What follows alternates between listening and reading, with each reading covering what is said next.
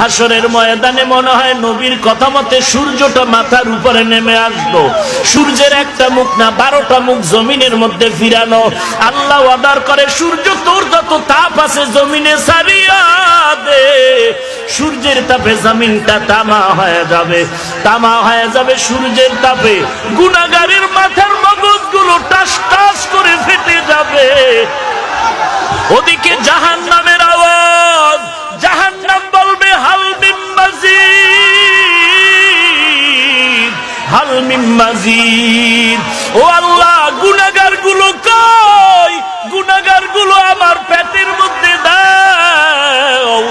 আমি আল্লাহর কাছে আবদার করবে। আল্লাহ বলবে, রে ও জাহান্নাম, একটু অপেক্ষা কর, আমি আল্লাহ বিচারটা শেষ করিয়া নেই।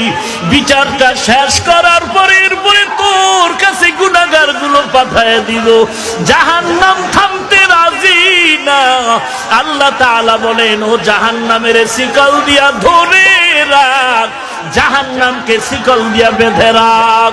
70,000 রহমতের ফেরেশতারা জাহান্নামটাকে বেঁধে ধরে রাখতে পারে না।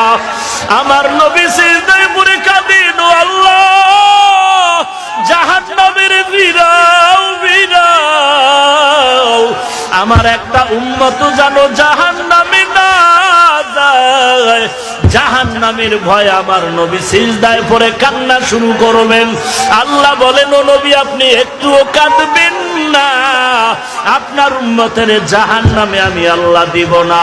আল্লাহ কুদরতের হাতে একটু পানি দিয়া ফেরেশতাকে বলবে, জাহান্নামের গায়ে ছিটায়া দাও। আল্লাহর দেওয়া কুদরতের হাতের পানি জাহান্নামের গায়ে ছিটায়া দেওয়া মাত্র জাহান্নাম পেছন দিকে দৌড়াবে। ফেরেশতারা বলবেন, ওরে মালিক, শিকল দিয়া যেই জাহান্নামের ধরে রাখতে পারি না, একটু সামান্য পানি দেওয়া মাত্র জাহান্নাম পেছনে চলে গেল। এটা কেমন বরকতের পানি? এটা কি জমজমের পানি, নাকি কাউসারের পানি, নাকি আবে হায়াতের পানি? আল্লাহ বলবেন, এটা তো কাউসারের পানিও না, জমজমের পানিও না, এই পানি হলো